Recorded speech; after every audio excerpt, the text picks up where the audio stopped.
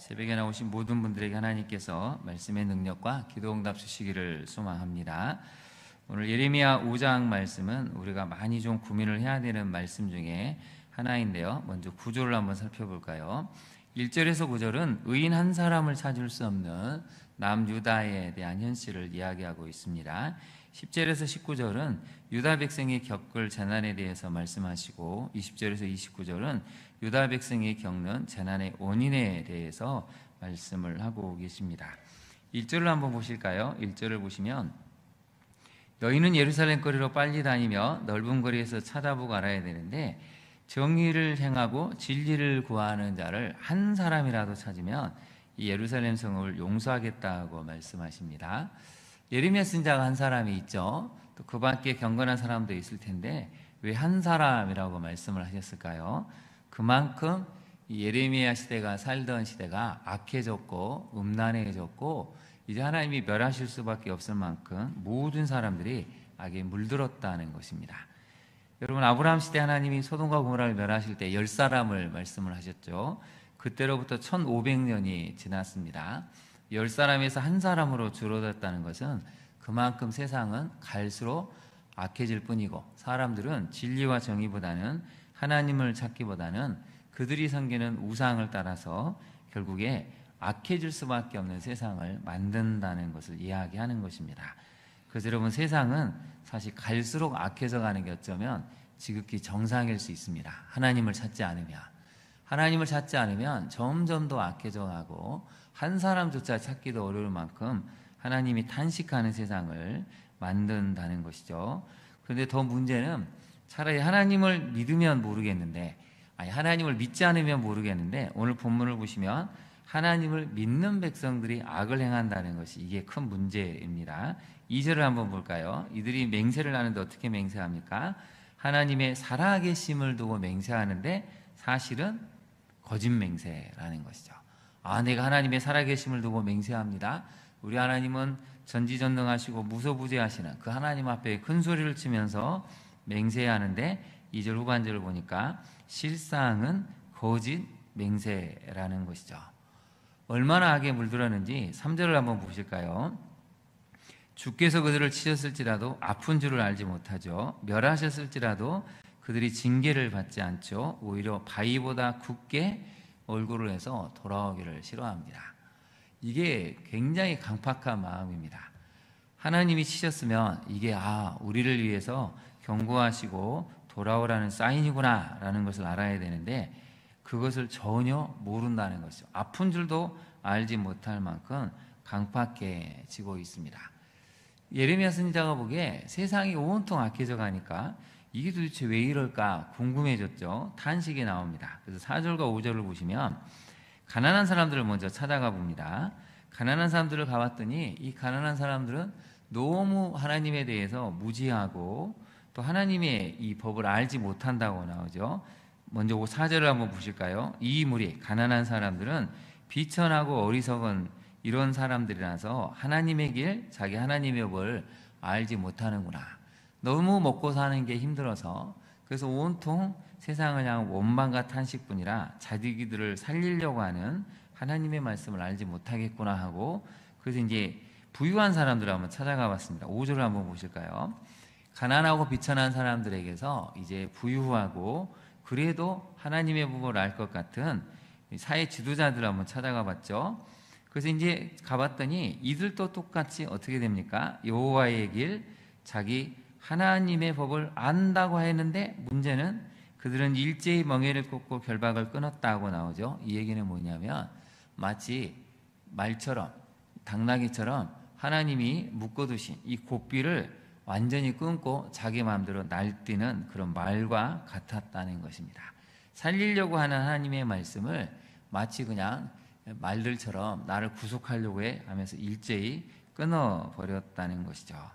그래서 여러분 어떻게 됩니까? 결국엔 사자 일이 표범이 나와서 이들을 삼킬 수밖에 없는 그런 일을 지금 하고 있다고 성경은 알려주고 있습니다.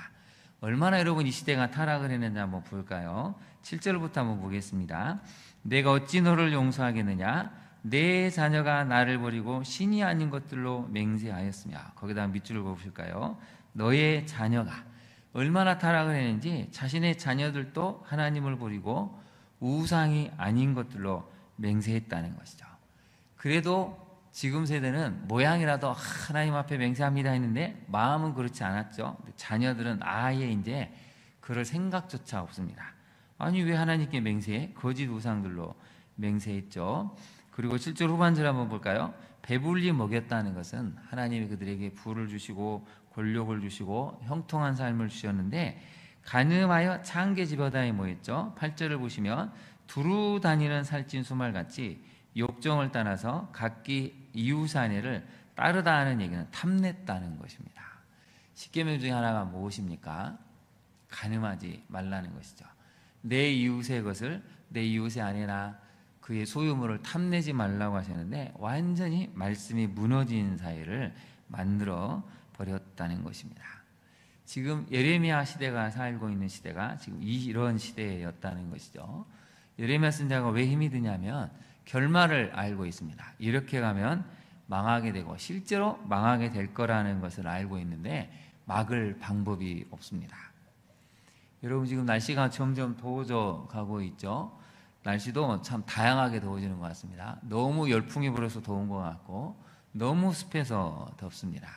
문제는 이제 이게 시작이라는 사실이 우리가 지금 힘든 것이죠. 계속해서 우리는 파멸을 향해서 가는데 문제는 막을 방법이 없다는 게 지금 우리로 하여금 곤혹스럽게 하고 있습니다. 성도들이라도 먼저 절제하는 삶을 살아야 되고 정말 한국교회가 마음을 모아야 할 텐데, 모두가 다 지금 마치 쌓아놓은 이 짐승떼들이 절벽을 향해 돌진하는 것처럼 우리도 지금 그렇게 가고 있는 것은 아닌지 심히 걱정스럽죠. 예레미야가 지금 바로 그런 마음으로 말씀을 선포하고 있습니다. 왜 이런 일이 벌어지는 것입니까? 우리 첫 번째 메시지를 한번 살펴볼까요? 이런 데는 이유가 있습니다. 하나님을 전심으로 인정하고 존중하며 순종할 때 악을 이겨내는 공동체와 사회를 만들어 가죠.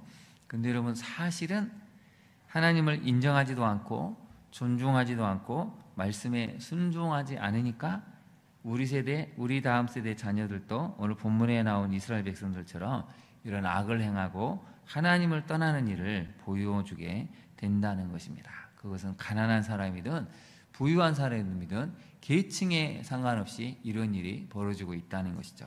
한국교회의 가장 뼈아픈 점은 정말 다 열심을 내는 것 같은데 사실은 하나님을 인정하거나 존중하거나 순종하지 않는 인간적인 열심, 인간적인 생각들이 교회에 만연해지기 때문에 교회가 지금 점점 더 힘든 길을 걸어가고 있는 것이죠. 적용을 한번 해볼까요? 각자 처한 형편과 처지를 강조하는 가운데 합리적인 핑계를 내면서 죄를 용인하고 묵인하고 있지는 않습니까? 사진에 나온 것처럼 가난한 사람들은 가난한 형편 때문에 우리 하나님을 섬기기가 어렵다, 하나님의 말씀에 순종하는 것이 힘들다라고 자신의 형편과 처지를 강조를 합니다.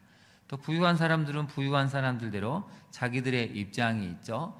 권력을 유지하려면, 이것을 유지하려면 적당히 타협해야 된다는 이런 죄를 용인하고 묵인하는 사회를 만들다 보니까 사회가 점점 더 악해져 간다는 것이죠.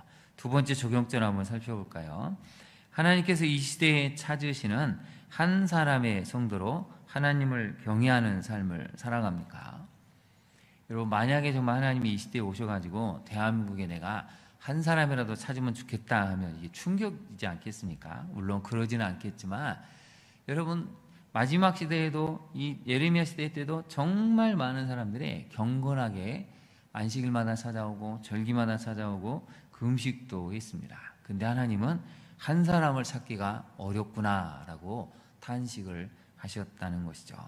하나님을 경외하는 삶이 없으면 아무리 종교적인 열심도 하나님은 받지 않으신다라는 것을 오늘 성경은 들려주고 있습니다. 오늘 본문의 말씀 중에 우리가 주목해야 될 말씀이 몇 구절이 있는데 25절을 한번 볼까요? 25절을 보시면 너희 허물이 이러한 일들을 물리쳤고 너희 죄가 너희로부터 좋은 것을 어떻게 했다고 말씀하십니까? 막았다는 것이죠. 여러분 어제도 우리가 살펴봤지만 오늘 또 비슷한 말씀이 나옵니다.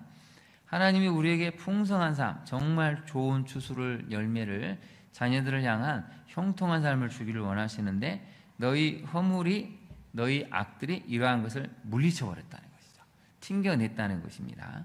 또 너희의 죄가 너희로부터 좋은 것을 막아버렸다는 것이죠. 여러분 죄는 막아버립니다. 아무리 하나님이 은총을 주려고 해도 죄 자체가 일종의 방어막을 형성해서 하나님의 은혜가 오는 것을 막아버린다는 것이죠. 여러분 우리가 우리 자신을 봐야 됩니다. 정말 하나님의 은혜를 갈망하면 하나님이 우리에게 좋은 것들을 주시고 풍성한 것들을 주시는데 우리의 허물이 우리의 악들이 죄들이 이것을 막고 물리치는 것은 아닌지를 봐야 한다는 것이죠. 그래서 여러분 30절에 보면 굉장히 충격적인 말씀이 하나가 나옵니다. 우리 30절 말씀을 같이 한번 읽어볼까요? 시작. 이 땅에 무섭고 놀라운 일이 있도다. 무섭고 놀라운 일이 있다는 것입니다. 무슨 일이길래 예레미야 선지자가 이렇게 말씀을 하고 있는 걸까요? 이 땅을 바라보니까 남유다에 무섭고 놀라운 일이 있는데 31절을 볼까요? 31절에 이런 일들이 놀라운 일이라는 것이죠.